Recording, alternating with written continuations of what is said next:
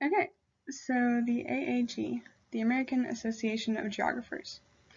Several of us have used their website in previous videos, so we already know that this is an extremely resourceful and beneficial organization. But do we really know what exactly it is and what they do? Well, that's what I'm going to be talking about for the next 10 minutes. What the AAG is and what happens at their annual meetings. So first, what is the AAG? Officially, it states itself as a non-profit scientific and educational society, which is pretty self-explanatory, but they go on to specify that they are focused on specifically continuing the advancement of geography. It was founded in December of 1904, originally based in Philadelphia, but now their headquarters is in Washington, D.C. They pride themselves on over 100 years of sharing new theories, methods, and practices. They also put together scholarly journals like the ones that I've listed. These are the main four, and actually when researching all of this, I realized that I had used a few of these journals as sources and papers that I'd written in the past, and I just thought that was pretty cool. Their newsletter usually contains things like announcements of upcoming events, funding opportunities, policy updates, and information about the latest geography publications. But it can also contain fun stuff, like the picture that I found. Their newsletter is typically reserved for members only, but I found a snippet of a copy released in early 2019. It first mentions an awesome program called GeoMentors, and then below it tells how this student from New York won the 4-H Youth in Action Pillar Award for STEM.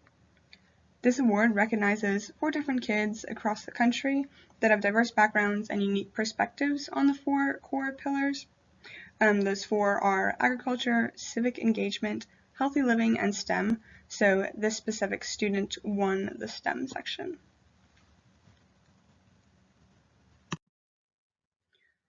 Okay, so moving on to who the AAG members are. Well, they're widely geographers, big shocker there.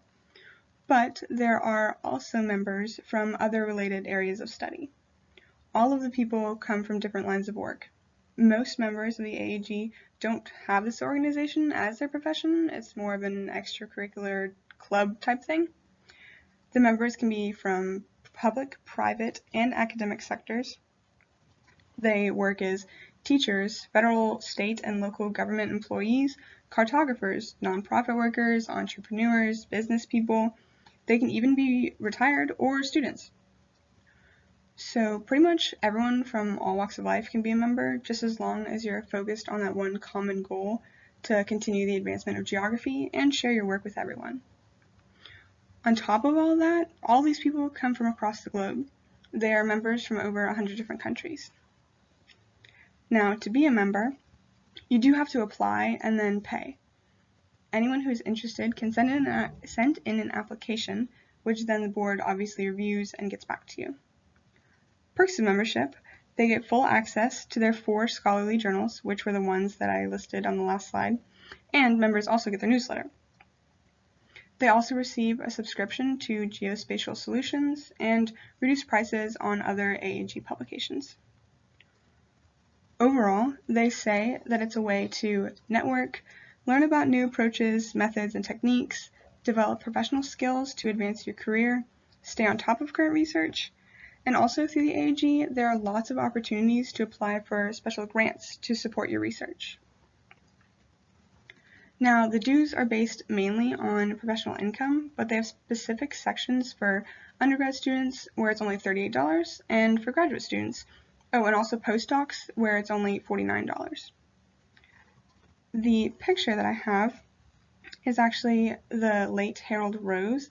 He was a former AAG president and professor of geography and urban studies at the University of Wisconsin-Milwaukee.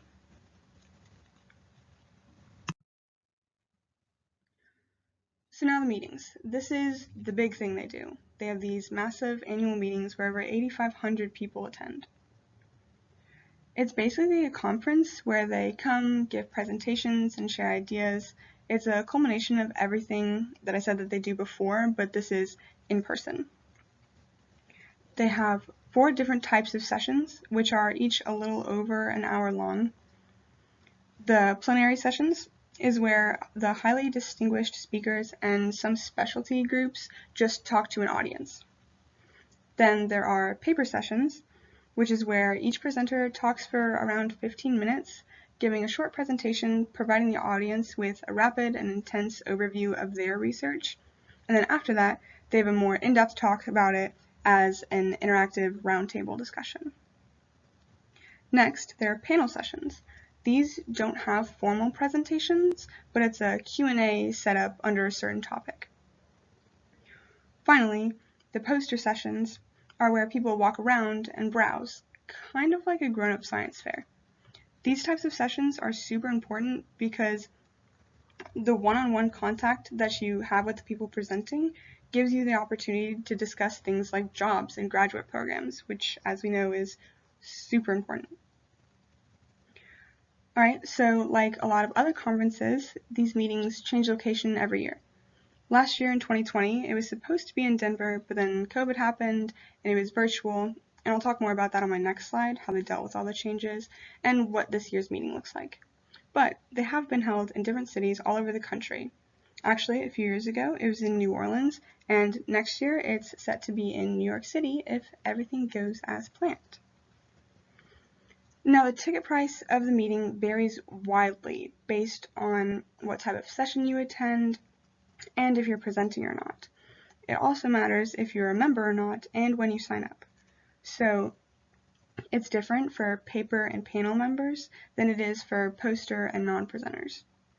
I'm not going to go over everyone's price, but just to give you a small overview, the panel and paper presenters are the baseline for them is that the members pay $315, but if you're a student or retired, it goes down to $165.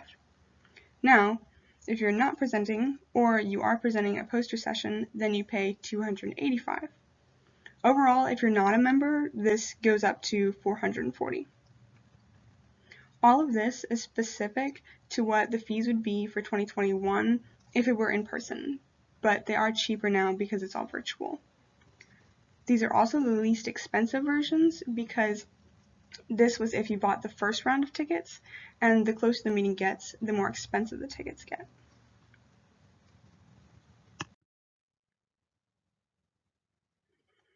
Like I said, it's different this year. With COVID, all of the sessions are virtual. Some people are in person at the location they decided on this year, which is Seattle, Washington, but those people are just streaming. It is coming up next week and takes place over a period of about 5 days. Now, there is a difference in the amount of people that will be there. Only about half the usual amount have signed up, but it's still around 4,300.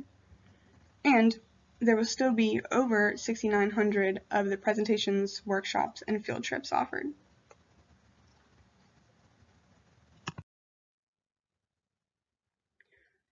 The last thing I'm going to go over and mention are just examples of the sessions because, like I said, they're the main part of the meeting. On the AAG website, they had long lists of all panel, poster, and paper sessions, ranging on topics every which way you can go in geography. For this panel session I found, it was actually perfect because it's about the entry-level geography jobs. Being a panel, there isn't a specific presentation. This session is just going to be the panelists each talking for a few minutes on how they got their first jobs and then open the floor for a Q&A. Honestly, if I were going, this is 100% a session I would go to just because I feel like it's extremely beneficial for us. The other two examples were just random ones showing the wide range of topics. The professor who's doing the poster presentation is from a language school in China. He's talking about how the satellites launched are influencing the Earth's rotation and therefore the ocean tides. I was actually able to download his presentation, or just his poster. If I click on it, there it is. Obviously not going to read it all or go over it, but this is just an example of what they have showing and presenting, and I just think it's pretty cool. Last, the paper session that I found goes over multimedia geographies of the state, and it just talks all about the relationship of studying geography in this digital era.